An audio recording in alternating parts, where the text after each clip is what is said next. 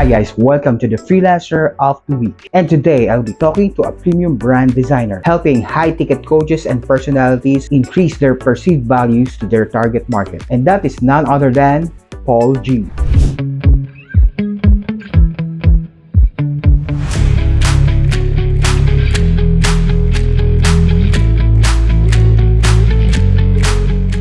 My name is Paul G. Paul Currently G. situated in Bacoor.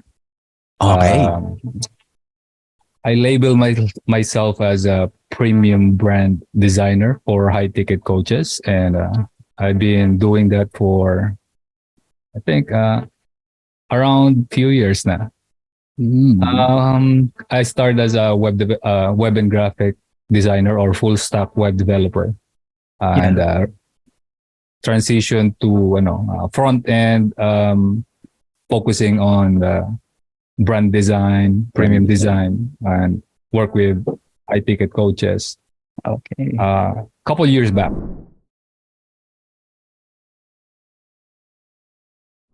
What is your most significant accomplishment or achievement that you can share to us? Parang I started as yung networking with other freelancers. Yeah. And I learned how to connect with people who are nandun talaga sa taas. Because of freelancing, it opened my eyes dun sa bigger league. Because currently I have 3 agencies and with different partners. And di ko na-expect na I would be able to do that, partnering with business people na, sobrang malayong gap when it comes to, financial success. Kausap ko ng mga, mga partners nila na, mga peers nila na multi-millionaire, billionaires, parang tropa-tropa lang. And I was able to get access to those because of the skills that I cultivated and developed during my freelancing career. It's actually a very big factor kung bakit I'm in the place where I am right now. Network talaga, no? Yan talaga yung... Yeah, network. Kasi I don't consider myself na parang yung extrovert socially. Okay. Kasi I've been doing freelancing alone for around 10 years. So I work from home before pandemic pa.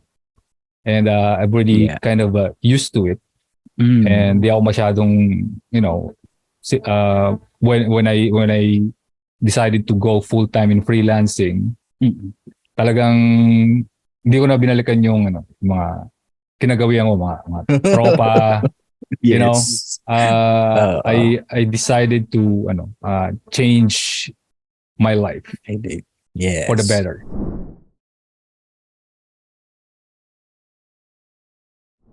Ano naman yung mga biggest failures mo and struggles mo na taught you a lesson na contributed to para mag-improve ka? Yan. A lot actually. Kasi I don't really take failures as as a bad thing. Unlike what I used to, because right now I take it as as part of the process. So the more you fail, the more you learn, right? And the bigger failure you get, the bigger lesson that you get as well. So I think yung failure, there are few attempts to before build mga ventures, businesses na di nag-succeed, di nag-pan out. But those experiences helped me to course correct my future decisions. I always kind of see bad things on the bright side. Kasi everything happens for a reason. So it's it's just more on where you focus on. So is it on the on the negative side or on the positive side of it? Yeah. So I always make sure that I have a system that whatever happens to me, okay, I find a way or a reason behind it that I can take advantage of. Mm-mm. So what's the good thing about this thing, right? Yeah. So whatever that is, and I always believe that there's always a bright side in every situation that happens to your life. Yan, magandang attitude yan. So, failure really is part of success, no?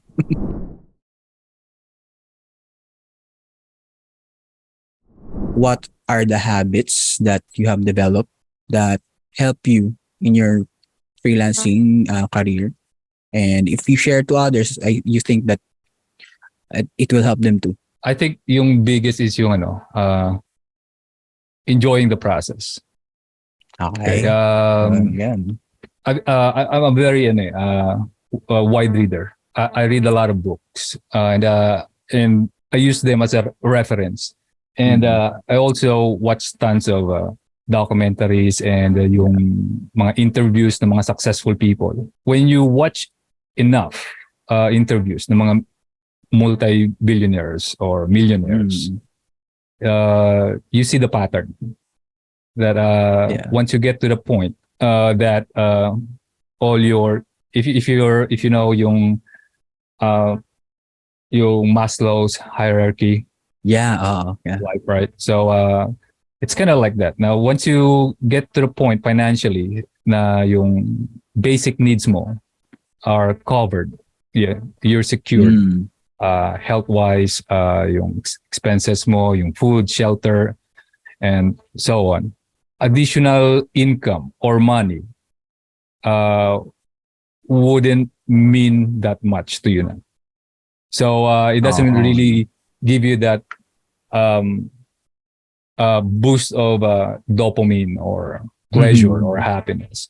Then and I kind of it's gonna make sense to me. And although I'm not there yet, okay, but if this folks talking about the same thing, there's a good reason that I should take it seriously. So because I'm a very rational person, very logical. Yung iba, they learn from experience, and then as much as possible, I learn from other people's experience. Okay, learning from your experience is good, but it's expensive.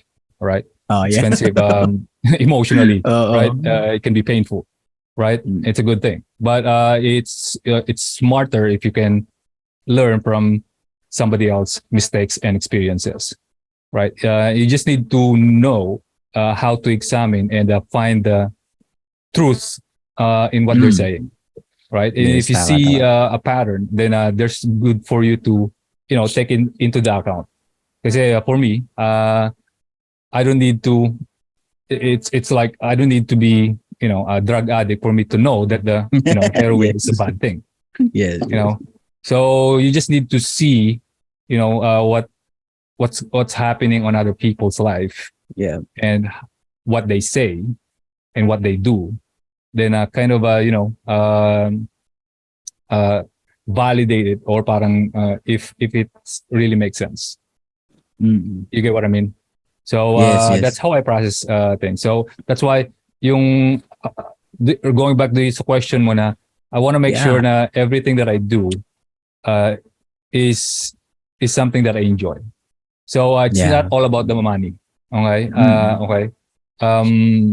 So because I don't want to wait. Okay. Because the path to success is so long. All right. Yes. And I don't want to wait to be successful in order for me to enjoy life. Life is too short. Okay? Yes. So as much as possible, everything that I do toward that goal is something that I enjoy. All right. So so that's why I rather want to choose a process that I would enjoy, because I believe that there are multiple paths to success. And yes. And some of them are are tough. It depends. And for me, if the process is something that I want to enjoy, I would find another way. Okay, because there's multiple paths to success. Yes. Okay? So don't get stuck in one and all, because there's so much. Life is short. Okay, life is short. Okay, enjoy the process, and yung timeline mo, you will feel like parang ang bilis lang Yeah. ng Oo nga. path mo sa Yeah, success. time flies Because when you you enjoy enjoy it, it, right? di ba? Tsaka sabi nga nila, there are many ways to skin a cat. So, Exactly. there are many Exactly. solutions. Yeah. Yeah, maganda yung perspective. Parang yung perspective mo, iba yung, kasi mga designers kasi, di ba, parang artist. I mean, parang irrational eh. Kasi art, di ba, parang design. So, medyo maganda yung perspective mo.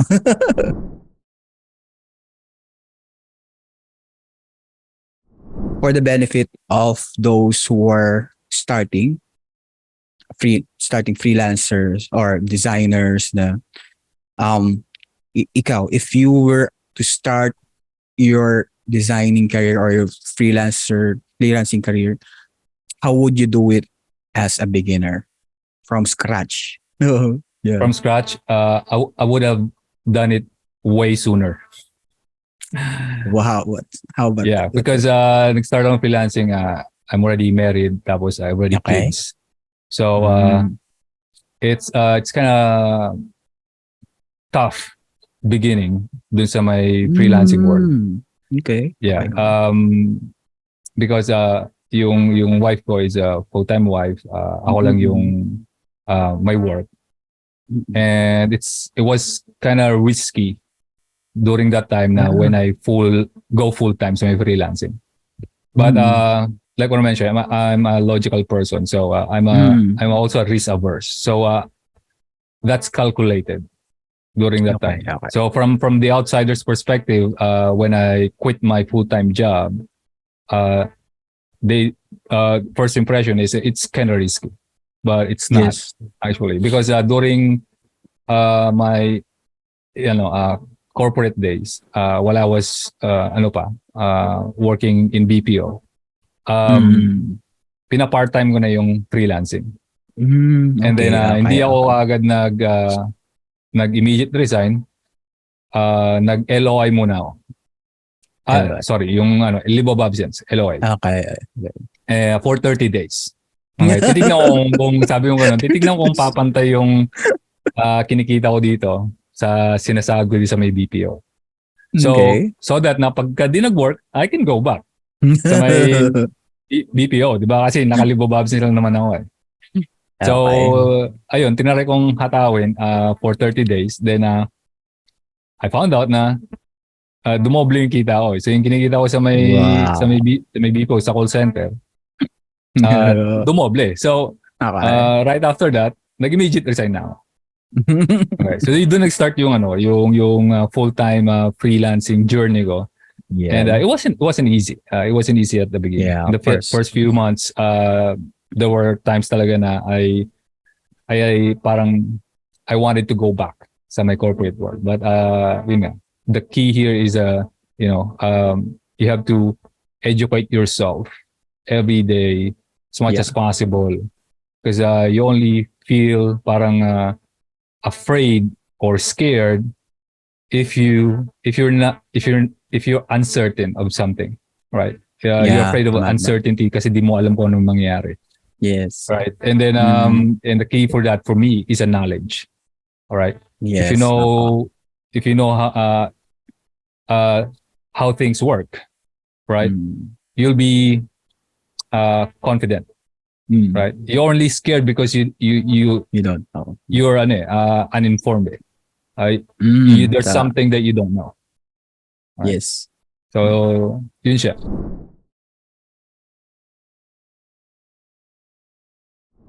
Yan yung mga first questions ko. Pero right now, let's go up close and personal. So, sure, yeah. Sino ba si Paul G? Okay, ang early years. What is his upbringing? And yung mga experience mo that contributed to who you are now? Mababang kwento yan.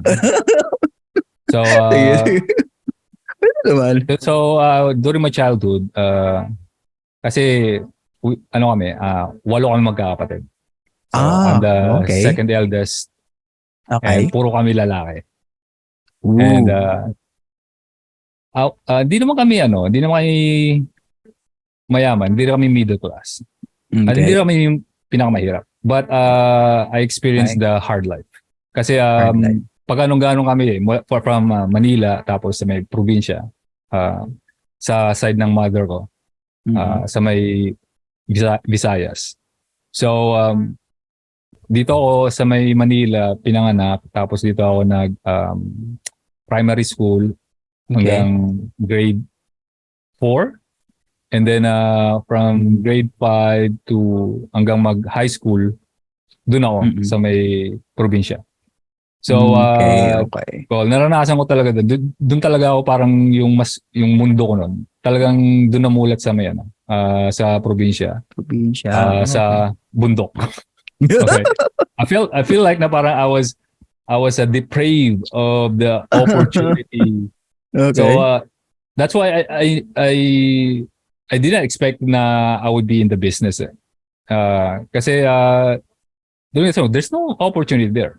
Yeah, Walang oo. Wala. information, walang internet, and Baka. my belief during that time is kung sa kasi yung sa may probinsya kasi pagka parang mas yung ina-admire doon pagka malakas ka tapos masipag ka.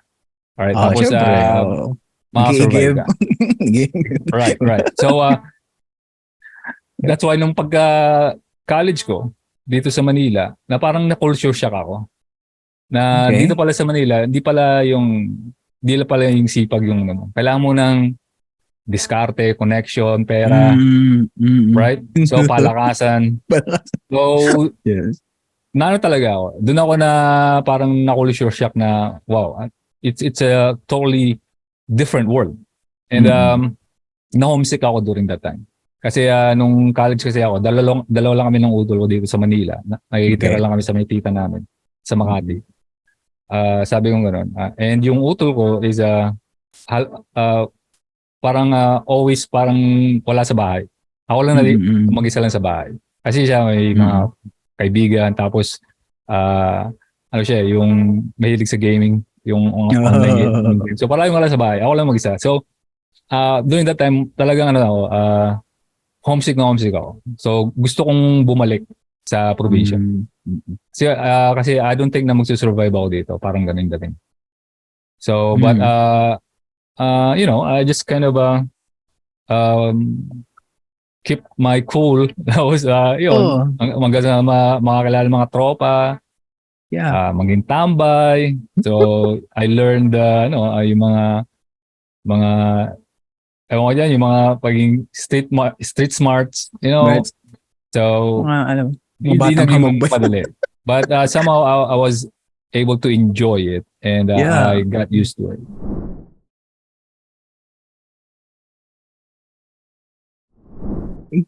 Paano ka napunta sa designing? Kasi Ah, walang internet doon, di ba? yeah, Yeah. kasi Paano yun? Paano ka? since childhood kasi parang it's kind of innate na sa akin yung design. Kasi yung airpat namin is a carpet designer. So sa may Saudi. Okay. Okay. So malit pa lang kami, kinder nursery. Mahilig na lang kami mag-drawing. Kahit nung Yeah. elementary, ako yung sinasabog sa mga drawing contest dun sa school. Okay. Pag high school, ako yung pinapagawa ng mga project ng mga classmate ko, binuburahan ko sila, sige, bayaran mo ako. Tapos yung Yeah. sarili kong project, di ko magawa. So, ako yung pagdating sa mga ganon, sa mga art, sa mga drawing. Oo. So, kaya nung pagka-college, yung dito sa Manila, pinaka-trip kong course na kunin nun, yung digital arts eh. Ayun. Kaya lang, sumablay ako sa entrance exam. Sabi ko, dalawa lang yung naging option ko. Sa may University of Makati kasi ako noon nag-take ng exam eh. So yung option ko is it's either automotive na 3 years or yung mechanical. Okay. Sabi ko gano'n, mechanical na lang, sabi ko. But after nun, 1 sem lang kasi di ko trip yung instructor namin. So for some reason, nag-drop out ako. So, yun. So, that's my first and last time in college. Ayan. Ayos very good student ka pala. So, kasi yung average ko nung gumalit ako ng high school is 80 flat. Kaya dalawa lang naging option ko nung bumagsak ako sa entrance exam. So, ano ka lang, hanggang 2 years course ka lang, 2 3 years course ka lang.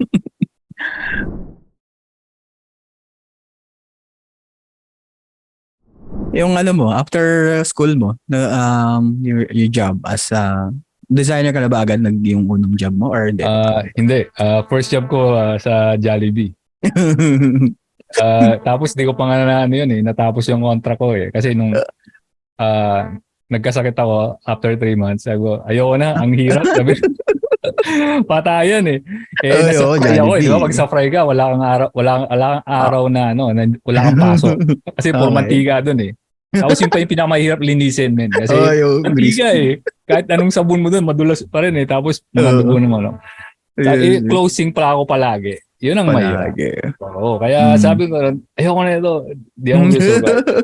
So, ayun, pagtapos nun, sabi ko, tignan ko kung kuha ko ng mga vocational courses. So, mga vocational courses na cellphone repair, computer technician, so, electronics. So, then after that, di ko rin napakinabangan. Nag-apply ako sa may KFC. Sabi ko, try ko nga kung sa KFC kung medyo magaan. So, huli naman sa KFC medyo magaan. So, medyo magaan. Natapos ko yung 6-month contract ko. Then, after that, ano ba bang ginawa after that? Naging tambay ako, matagal na panahon. Oo, men. Tambay. Tapos, kung ano man yung lapit-lapit sa mga kamag-anak, kung ano yung mga pwedeng pasukan. Until one time na nagka-break ako sa may security guard. Sa security. Security guard. Okay, nag-security ako, men. So, gumawa ng license. So, security, mga around, mga about 2 years. So, nag-security ako mga about 2 years. So, marami akong napwestuhan sa mall. Mga escort ng mga celebrity, nagmo-mall tour. Punta ako sa mga condominium. Sa may port. Sa Fitness First. So, marami. And after that, sabi ko mabubulok utak ko dito. Sabi ko, kasi wala akong ginagawa. Uupo ka lang, pagpasok mo, yun lang gagawin mo, tutunganga ka lang. So, sabi ko try kong mag-apply ng ibang trabaho. So, apply ako ng kapitbahay namin nun was nasa real estate. So, try ko mag-apply na as a real estate agent.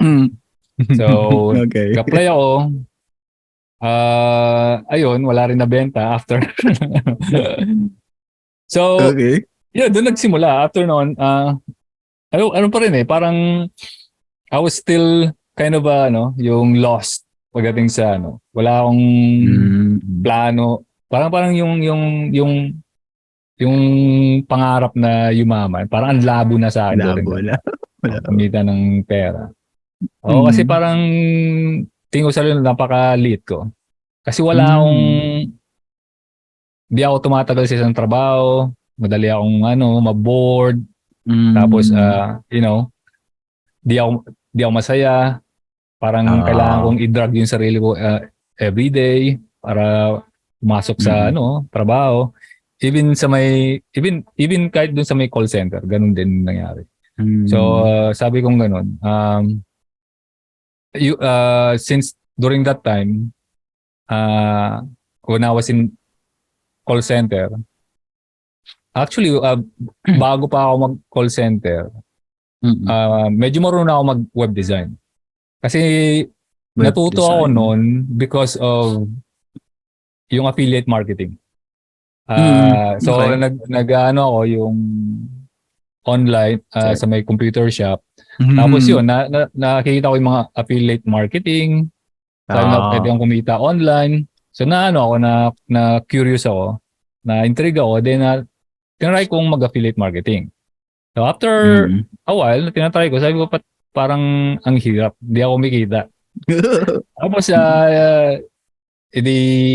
tinignan ko yung mga guru na nagtuturo ng mga affiliate marketing. Tapos tinanong ko anong meron sila na wala ako, ba't hindi ako bumibili sila umaan. So one thing na I noticed is meron silang website. Meron silang mga funnel landing page. So sinearch ko kung magkano ba yung yung paggawa ng website landing page. Ang mahal. Hindi ko afford kasi tambay lang ako during that time. Wala akong trabaho. So I forced myself to learn. So search ako. Computer shop. Computer shop. Okay. Search ko how to create website. Ayun, unang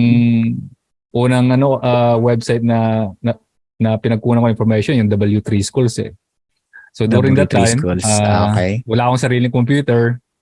Alright, so punta akong W3 Schools, ikakopy ko lahat ng mga lessons, HTML, CSS, JavaScript, tapos ipe-paste ko sa may Word doc. Tapos liliitan ko yun yung font yung pinakamaliit para makatipid ako sa print. Kasi piso per page eh. So kahit na sobrang liit na ng font, ang kapal pa rin ang kapal pa rin ng Oo. So, yun, pinirin ko tapos every time na ayun, sa bahay wala akong ginagawa. Inaral ko tapos nagko-code ako sa papel, bro. Ino-code ko yun sa papel.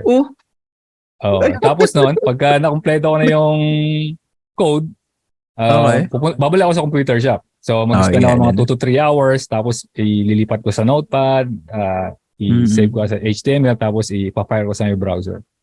So, yung first ng webpage ko na nagawa, kahit tsaka, tuwang-tawa ako nun eh. Oo, man. Tapos may pa nun, di ba? Yung phone pa during that time, yung Nokia na merong browser.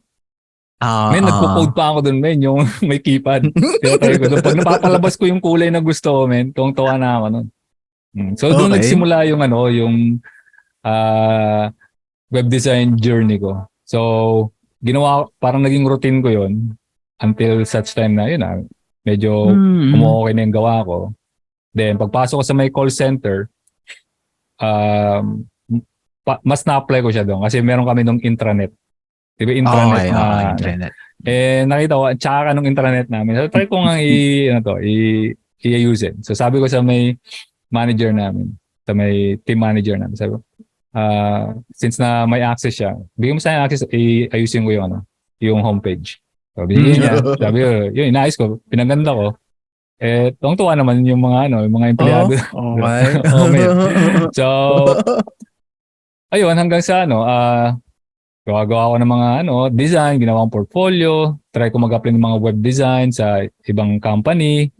Pero wala. Di ko gusto yung offer nila kasi mas mataas pa rin sa may call center. Kaya ayun, naging call center agent ako for 6 years. 6 years. And then after that, kasi dalawang company lang napasok sa call center.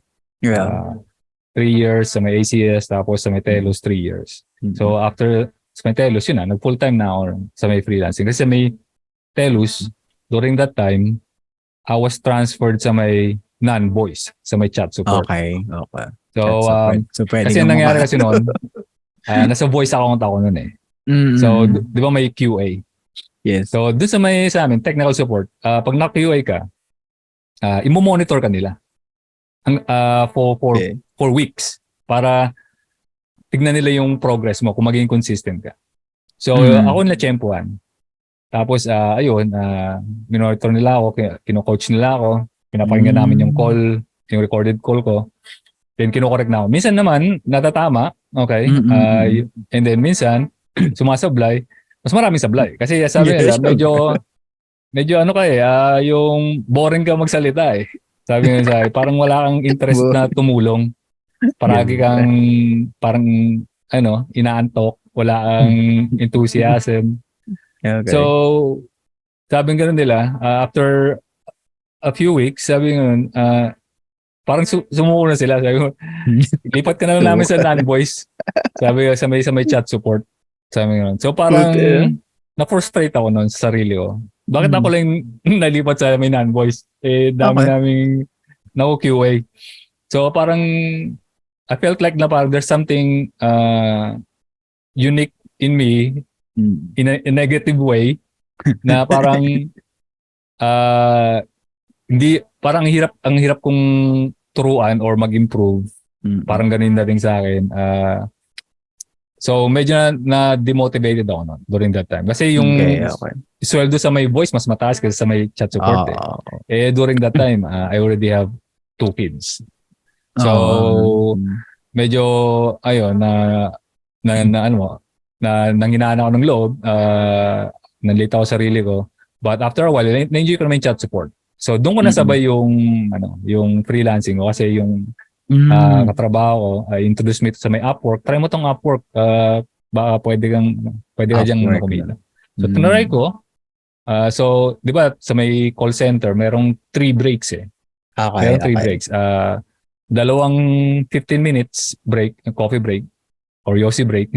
And then yung 1 hour na lunch break. So, during yung 15-minute break, hindi ako nagbe-break. Pumunta ako ng UpWork. So, send ako ng mga bidding doon, mga proposal. Yeah. Tapos, ako yung palaging pinakamababang mag-bid para ako yung makuha. Okay. So, doon nagsimula. Sabi ko, tinignan ko lang kung legit. So, ayun, kaka-charge ng $5. Umabot ng $500. So, yung unang payout ko, tignan ko kung ano to, kung totoo. So, ayun, na-withdraw ko. Unang kuha ko, tuwang-tuwa na ako. Sabi, totoo nga, sabi yun, legit. Tapos doon, edi tinaray ko ulit, kung mga $500 ako. So, tinaray ko. So, I was working, di na ako nagbe-break, men. Di na ako nagbe-break. So, di na ako nagla-lunch break. Di na ako nag-yosi break. Yun na, ginagawa ko na lang yung, kasi maluwag kasi dun sa amin, full access. Technical support kasi. So, full access, tapos maluwag din yung alam din naman nung team leader namin na ginawa ko yun. Wala naman kasi halos pakialam sa ganun. As long as na you meet your metrics, yung metrics na. Dama. Oh. Ganda. So, na-hit ko na may metric ko. Minsan nagtatap ako sa my chat. Tapos, habang ginagawa ko yun. So, after ng shift ko, hindi ako umuwi kagad. So, nag-extend ako doon. Kasi wala akong internet sa bahay. Wala akong, may PC na ako during that time. Kaya lang wala akong internet. So, nag-extend ako. Pinatapos ko yung project for clients. Extend ako mga 2 to 3 hours. Tapos minsan makikita nila ako, sabi daw, ang sipag ko, palagi akong OT. Sabi, di ako nag-OT para sa company. Sabi ko, nag-OT ako para sa future ko. So, ayun, doon nagsimula na nahon yung skills ko creating sa may web development and design. Then after that, yun na, LOA, kanay ko yung dodoble yung kita ko. Then nangyari, then nag-immediate resign ako after that. Pero iba yung journey mo kasi nakapag-develop ka ng skill ng wala kang sariling PC and internet. Gustong-gusto ko talaga eh. So I really believe na if you really want it bad and you enjoy it, you'll find a way. Okay? It's not about the resources, but being resourceful. It's about resourcefulness and creativity.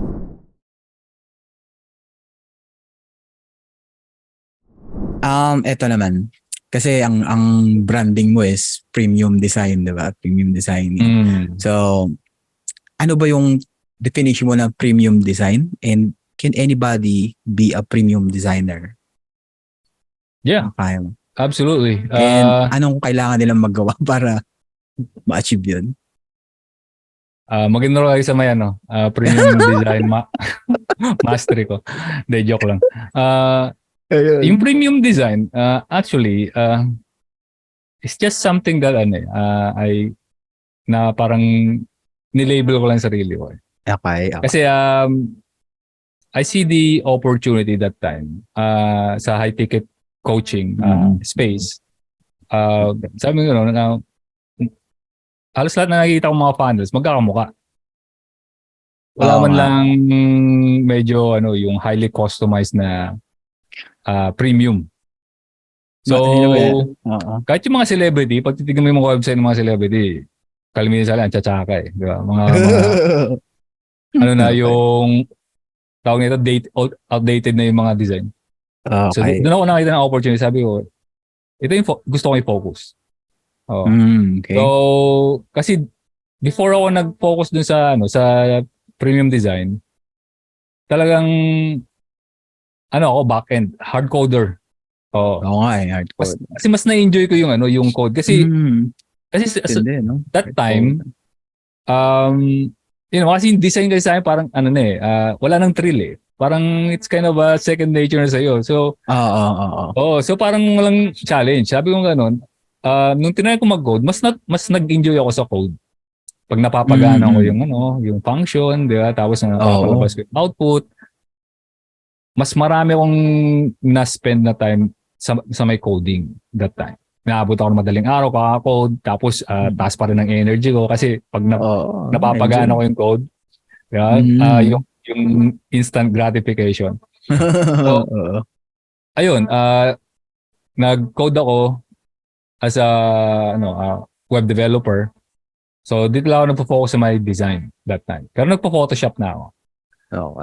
And after a while, nung pagpasok sa may tribe, actually before pa mag-tribe, I realized na parang ang hirap mag-market Okay. ng pagka-code tapos backend. So, Mm. eh, sabi ko ganun,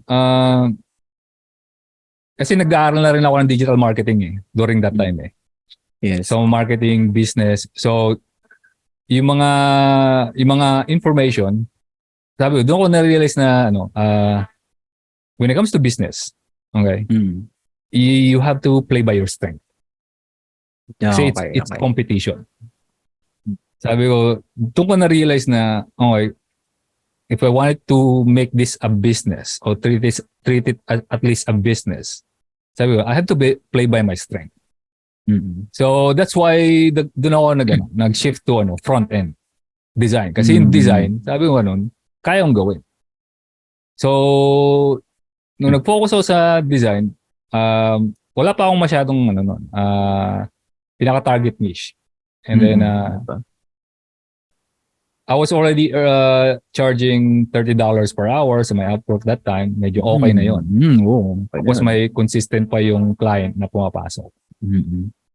Pero nung pagpasok sa may tribe, mas doon mas nagkaroon ako ng breakthrough na kaya ko pala mag-charge pa ng 10 times more doing the same thing. Okay. It's all about just $300 positioning per yourself. Positioning yourself Okay, yes. as a solution, as an expert doon sa client. So, ayun, kaya ako nag-focus sa may coaching space. Coaching Sila yung tinarget ko kasi I see the opportunity there na wala pa akong nakitang gumagawa ng funnel or website for coaches on that high level na yung when it comes to yung detail and design. Kaya doon yun talaga yung mas hinone ko na skill, minaster ko, tapos tinaray ko na to be the best in that. I'm not saying na I'm the best designer out there. Maraming magaling na designer dyan. But for Sa that positioning specific niche, positioning yung high ticket coaches, wala pa akong nakikita na design na would get close dun sa quality na that I do. Siguro meron, hindi ko pa nakikita. But kaya doon ako then after a while, try ko na magturo recently. So launch my beta program. Sino ba mga coaches yan? Mga Dunlock ba yan? Or sila Or no, hindi sila. Actually, yun nasa portfolio ko. Hindi ko mga naging coach. Hindi ko naging client. Hindi ba naging advisor? It's just a strategy na nag-work. Strategy. Pero yung creative director ni Dunlock reach out to me kasi nakita yung sample design ko. sa may Behance. I don't Oo. know kung ano nangyari during that time, pero tinanggihan ko. Oh? Kasi gusto Tinanggihan nilang ako gumawa ng mga ano nila, landing pages. Tapos Huh? mock-ups lang yung gagawin ko. Hindi ako magde-develop. Tapos Oo. in-offer na ako ng $2,000 per design. Mock-up pa lang. Yeah. And during that time, parang tumaas yung ego ko. So, Oh, no. no, I don't think that's gonna work for me. So, so until na wala na, di na siya bumalik. Naiya na rin akong i-follow. Kasi di ko Baka hindi ka kasi mag-enjoy. ugali yung pagka yung bawa di kumagat doon sa presyo ko. Tapos sa habulin Hindi mo ko. na. Okay. Kasi for me, when I do that, mas bababa yung value, yung perceived value ko. So I really take care of my perceived value talaga. That's why I don't give discount nang walang kapalit. Ayos. Kaya yun talaga dapat perceived value. Kaya ka lang meron kang yun yung positioning mo talaga. No? Tsaka premium naman kasi it's more of a subjective. Yes, it's subjective. Kasi Okay. iba, premium na sa kanilang tsaka. Sa iba, right? Yeah, So, sa iba, pero ikaw. but there's a certain elements, aspects na kailangan mong i-incorporate ba? Kasi it's not all about just aesthetic eh. Yes, Yung look and feel and emotion, story, yung emotion, user journey, from the marketing perspective, there's so much nuances involved in. Customer psychology, diba?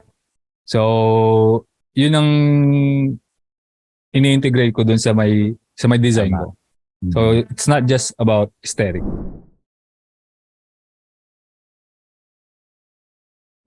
Ano mga current activities mo ngayon na about your business? Right now, ako ngayon, naka-focus ako ngayon sa may program ko. So, recently, I launched my, kasi matagal ko nang pinag-iisipan to. So, ngayon lang ako kalakas ng loob na magturo. Okay, right? Kasi, nakita ko nga yun. I have 3 agencies, yung time. So, luckily, medyo lumuwag yung kasi yung isang agency ko naka-float ngayon kasi may hinihintay kaming big project. So may mas time ako ngayon na magturo. One of the things that I'm passionate about din is yung magturo, mag-coach. So nag-launch ako ng beta program ko ng 21-day intensive premium design mastery. So it's more like of a live training plus mentorship coaching for 21 days. So 3 times a week yung coaching call. Very small group of people, 10 lang. And I go over every one of them. Kasi I'm all about the result. So wanna make sure na pagtapos nyo dapat marunong na kayong So medyo siya, intermediate to advanced. Hindi siya pang beginners. So, okay. So kailangan at least may alam ka na sa may graphic design and marunong ka na mag-Photoshop, mag-Adobe XD. Kaya bago ka ma-qualify.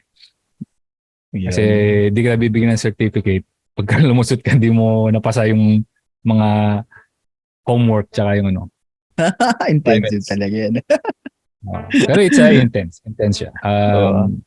At least hindi na sila magpiprint ng code, di ba? No, di na. Actually, this lang yung premium design skill. Okay. How to increase your perceived value. Kasi yun din yung na-realize ko na kung gusto mong charge ng premium, you need to look premium. Right? Yes. So, yun yung medyo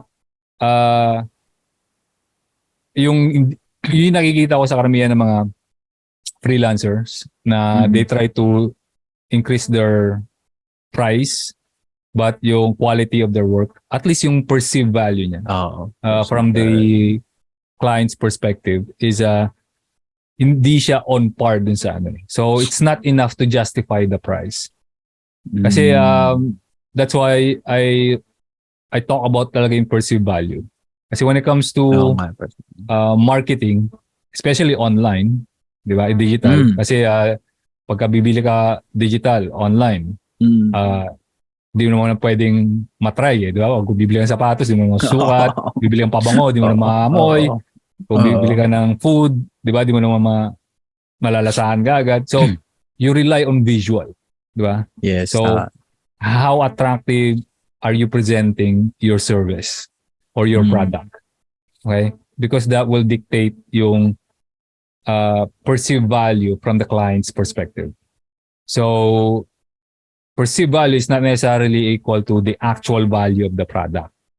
Okay? Kasi yung actual value is after you use it, experience, then yun yung ano mo, yung after experience. Kasi there are two types of perceived value that I call yung before experience and after experience. Yes. So hindi lahat it's not everything that you see attractive and beautiful yung is the same thing that you will get when you purchase it or experience it. So yung expectation mo versus reality can be different. Right?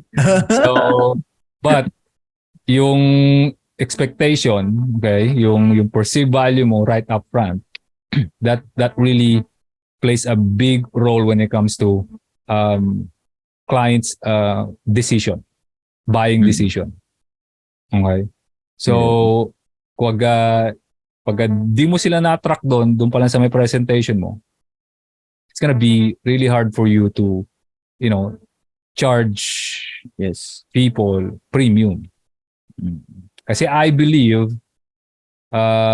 if you are getting low baller clients, especially if it's consistent, it's not because of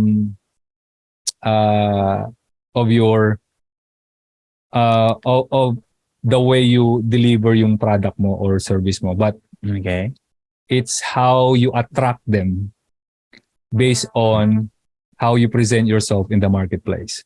Okay. Kasi it's likes attracts like. So kung pangit yung ano mo, kung low quality yung pinopost mo, I mean, yung low quality yung pinopost mo, not just yung creative it could be also yung content. For example, yung copywriting mo, mag-share ka ng tips about something to solve a specific problem. Kung very basic siya, surface level, madaling mahanap sa Google, that's a low quality. Okay? It will not attract attention. So, yung ma-attract mo lang doon, yung talagang mga low ballers. Low ballers. Right?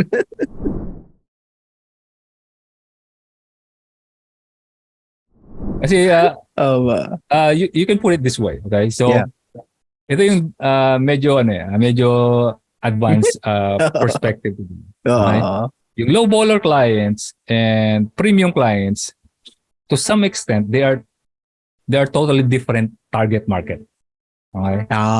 Okay ba yun? Kahit nasa isang niche sila. Like for example, kung nasa e-com, pares lang e-com, but yung low baller clients tsaka premium clients, magkaibang target market yun. Target audience. Kasi they have a different set of expectations. Okay? You can put it this way. Okay? Yung low baller clients is like parang ito yung mga nasa middle class people looking to buy nice cars. Okay? Yung premium clients, ito yung mga class A, yung mga nasa upper echelon, yung mga rich people. They're looking to buy luxury cars. Yes. Okay? So ito yung mga middle class people. Okay? When they look for cars, they look for a nice car for a nice budget. Right? Yung swak sa budget. And yung premium clients, yung mga premium clients, ito yung mga rich people looking for a luxury car. They don't care about the price. They just want the status. Right? They just want the result. The best quality. Right? So they have a different mentality. They have different expectation. Now, for example, yung middle class person looking for to buy a nice car for a nice budget. Okay? Or ganito, yung premium clients looking for luxury car. Okay. Okay? Napadaan sa may dealership ng Toyota. Okay. Do you think hihinto siya doon para tignan yung kung ano yung nasa loob ng Hindi. showroom nila?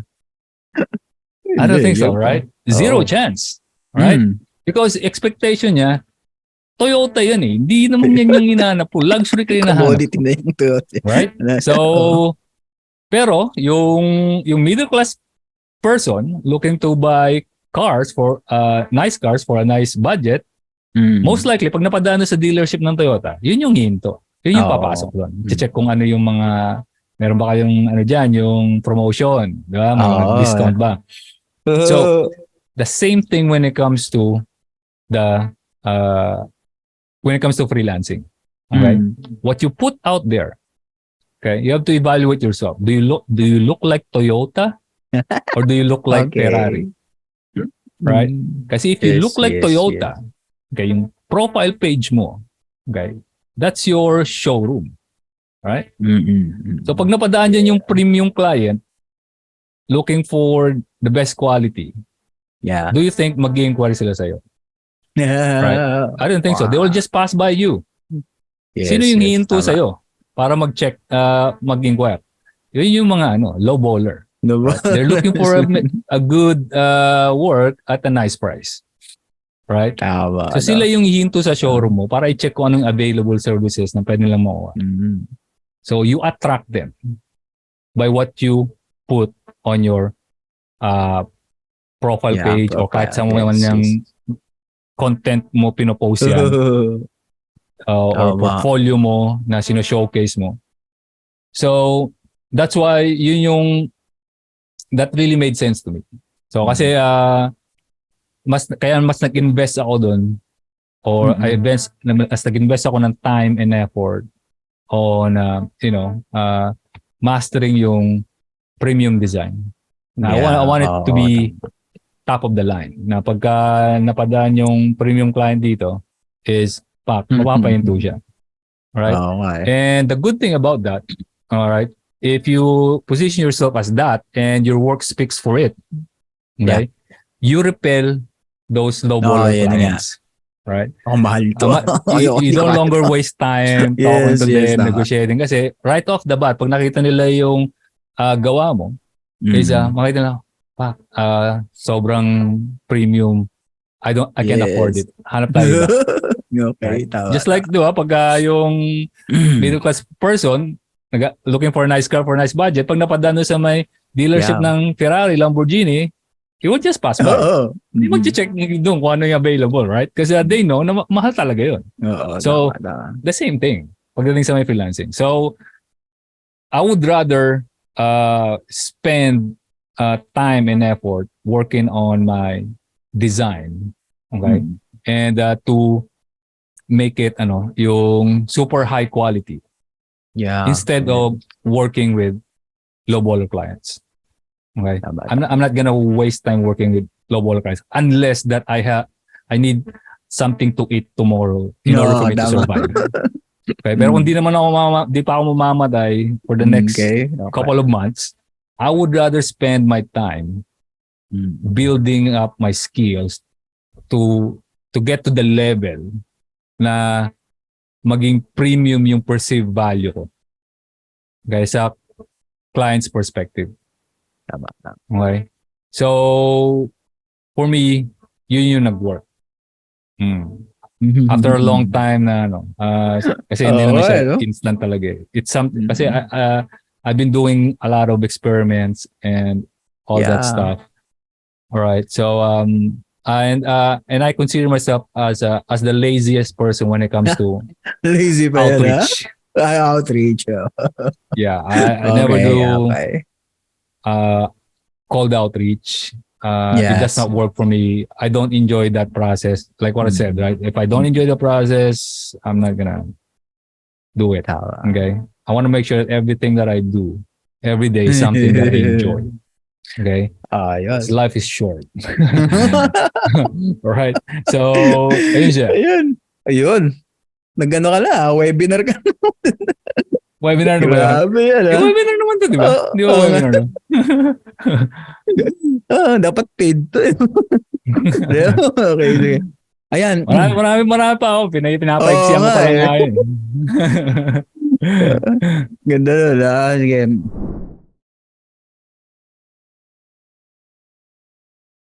Itong, kasi diba, don't look cheap, it's expensive. Ano ba yung history nito? Paano mo na isip yan na, what's the story behind it? It's my tagline para mas madali akong matandaan from the branding perspective. But the thought process behind it, yung tagline na, don't look cheap, it's expensive.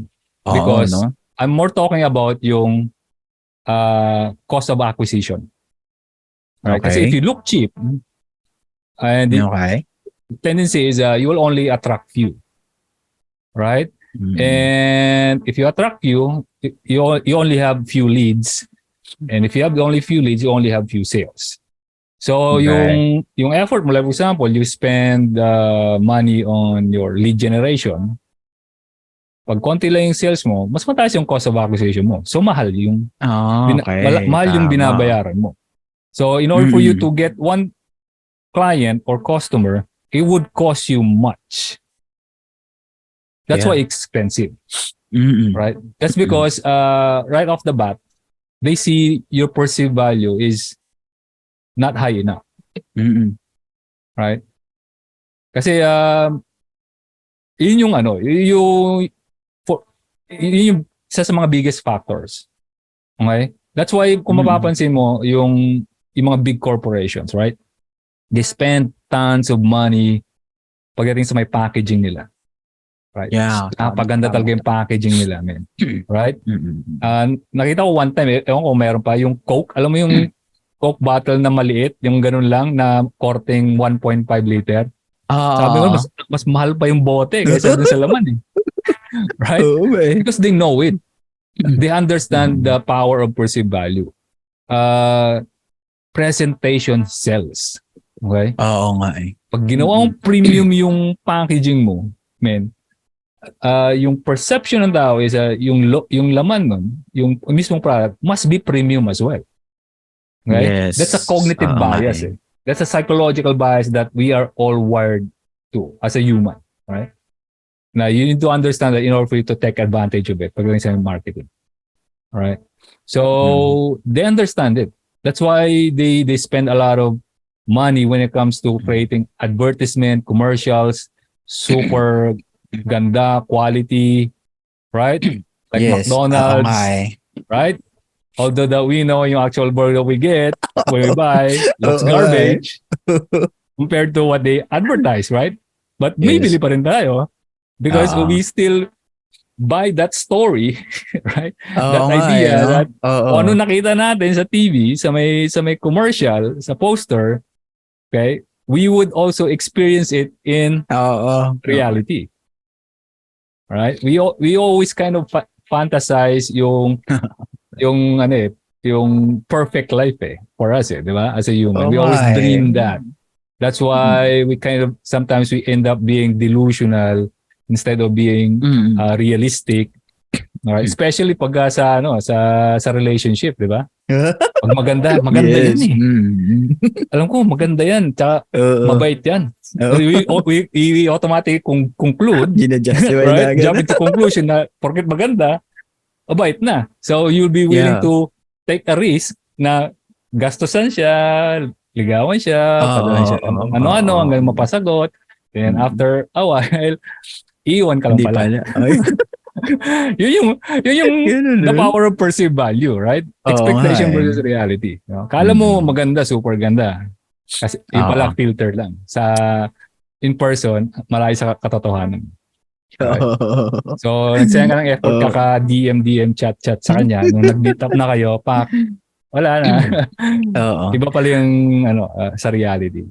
Ito, So we are all yeah. susceptible to that. And if you Oo. can take advantage of those psychological biases Yun of nga, it's like, human nature, you have an edge over competition pagdating sa may marketing.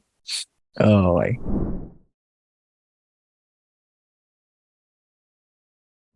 May ano ako pero parang malalim tong tanong ko. Kasi Go yung lang bro. perceived value mo, diba? Sabi mo nga kanina, subjective yan. Subjective. Meaning, iba-iba. Depende sa tumitingin kung ano yung perceived value. Exactly, right. For example, di ba, yung Apple, yung design ng Apple, ano lang minimal, di ba? Pero, premium yun. Pero yung Exactly. ibang mga premium naman, sophisticated. Paano mo ma-define yung perceived value nila? That's a good question. Oh, Okay. no? Dito papasok yung specialization. That's why it's Yun. very important for you as a freelancer, especially if you're a beginner, okay, that you focus on a very specific, very narrow niche. Okay? Oh, grabe yun. Kasi you need to get into the mind of your target audience, right? Of your target client. Right? Okay. Sino ba yung perfect client mo? Right? You need to know kung ano yung psychographics nila. Which means ano yung tumatakbo sa isip nila. How they behave. Okay. Ano bang frustrations nila? Ano bang pains nila? Ano ba yung motivation nila? Ano ba yung mga problems nila? Struggles. Right? Ano yung mga things that influences their actions and behaviors. So, once you have that data, that information, you can integrate them into your design, to your work, to influence their decision, their action. Right? So, and that is very powerful. If you really want to charge premium, okay, you really need to position yourself as the best solution to your target client. Okay? Talagang You want to make sure na yung the way they see you is not a commodity, but a solution, as a expert, as a specialist, as a consultant to solve their problem. Okay? So once you establish yourself as that, then you become an authority in their mind, in their eyes. Na pagka kinausap ka nila, everything that you say, that you recommend, they believe. Right? So, pagdating doon, pag going back sa may premium, yeah, it's kind of a subjective, but it's subjective towards certain group of people, of target people. Now, once you tailor that design to influence their needs and desires and motivation, that's when that's when you get mas okay na premium pay, right? Did I answer the question, bro? Oh, yeah.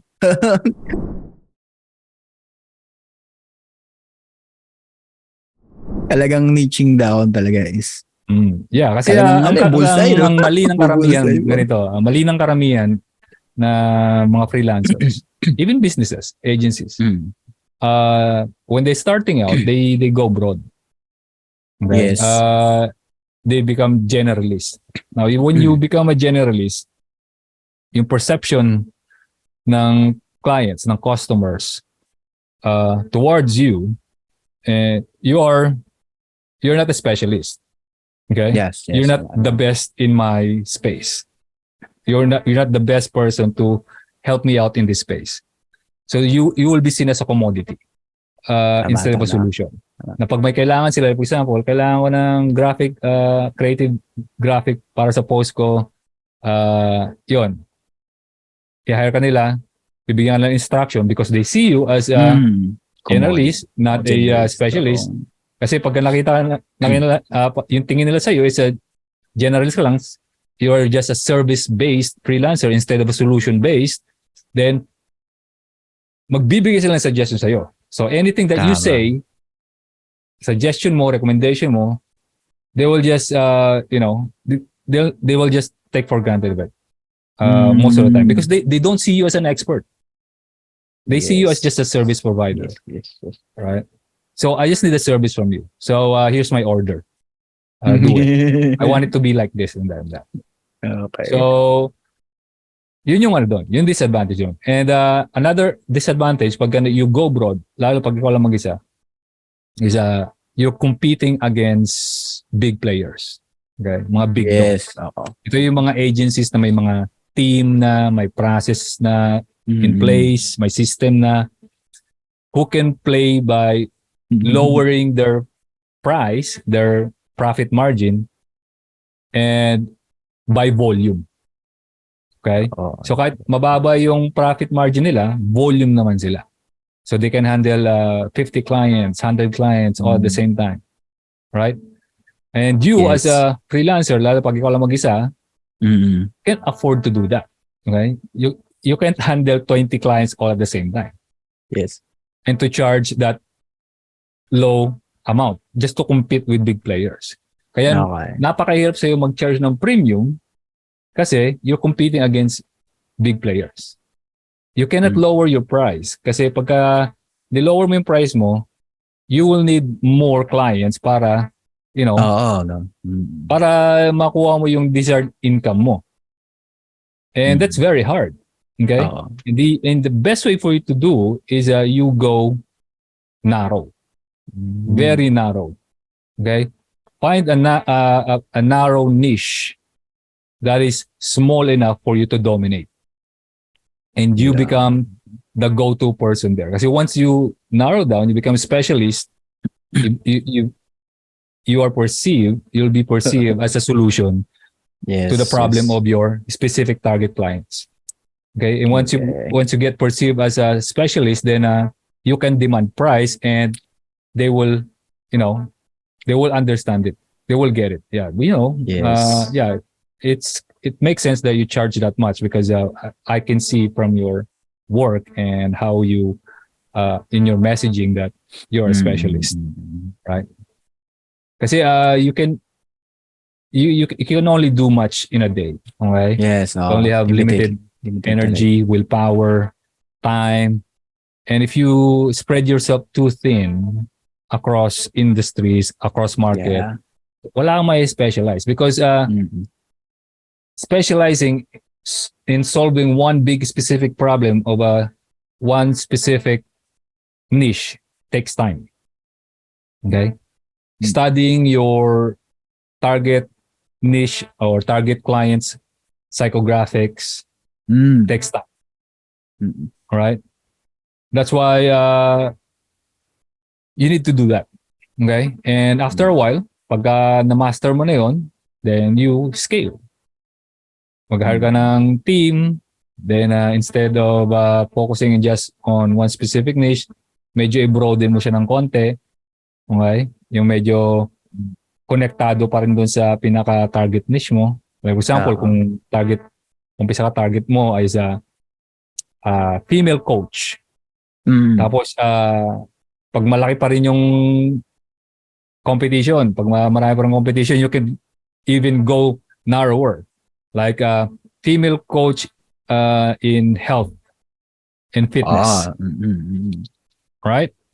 So after that, pag na-master mo yun, nagamay mo na, nabuo ng system, then you scale it. Like example, okay, let's go broader, female coach na, kahit anong niche. Kasi may system ka na, duplicate mo na lang. And you already build a name for yourself. You already build a brand. Kasi ikaw na yung bukang bibig dun ng mga ng mga coaches. You own that space. Yung female coaches for health and fitness. Right? Na pagka may nagtanong sa kanila na colleague nila, may kilala bang gumagawa ng ganitong design? Like for example, web design for female coach in health and fitness. Ikaw yung ready for nila kasi ikaw yung top of mind. You own that space. Right? Then you can go broad as you progress, right? Hanggang sa maging high ticket coach, kahit ano pa yan, kahit ano, female or male, kahit anong niche, relationship, business, career, health, yun. So that's yun yung the best strategy pag nagsisimula ka. I just want to add on that and why you need to do that, because pagka nag-narrow down ka pala, okay, you eliminate competition. Because yung mga big players cannot afford to do that. Why? Because they're big na eh. So from the business perspective, it's no longer practical for them to specialize kasi lilit yung market nila. Right? Ooh. They play by volume. Okay? Yeah. So that's why they go broad. Kasi yun yung way. So once you go broad, then that's the time na you can lower price kasi you already have a team, may system in place ka na, all right? Okay. And then you can execute much faster. All right? So doon ka na po pwedeng i-lower yung price mo. So you can compete with big players by volume. Yun. Does it make sense? Yes, tama. Grabe ah.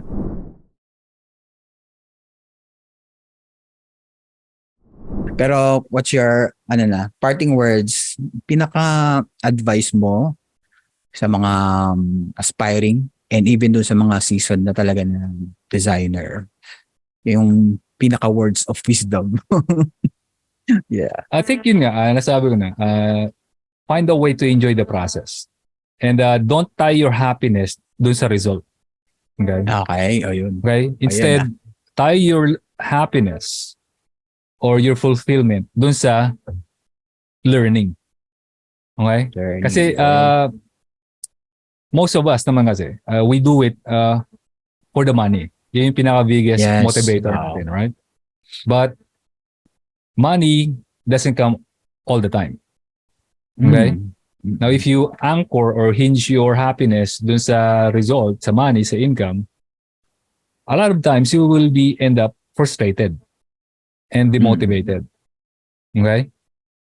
But if you anchor your happiness dun sa may learning, okay, every day you will feel successful. Because every day, as long as you stay in the game, you only get better.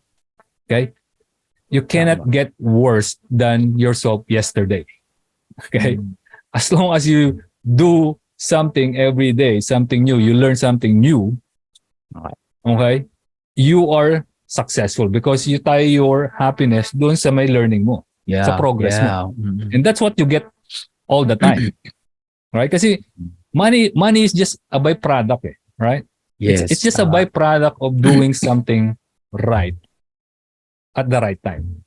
Okay? So money will just follow. Okay? Yes. You just need to set your proper expectation when it comes to the process. Okay? So there's a process na kailangan mong daan. Yung natawag na be, do, have. Right?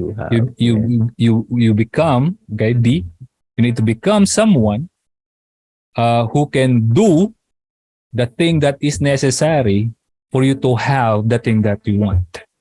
Okay? You cannot skip that. Yeah. Kasi pagka nandito ko na sa stage of becoming, nag-expect ka na kaagad ng having, you will end up frustrated most of the time. Okay? You need to become someone first. To do, okay? To be able to do the thing that is necessary in order for you to have what you want.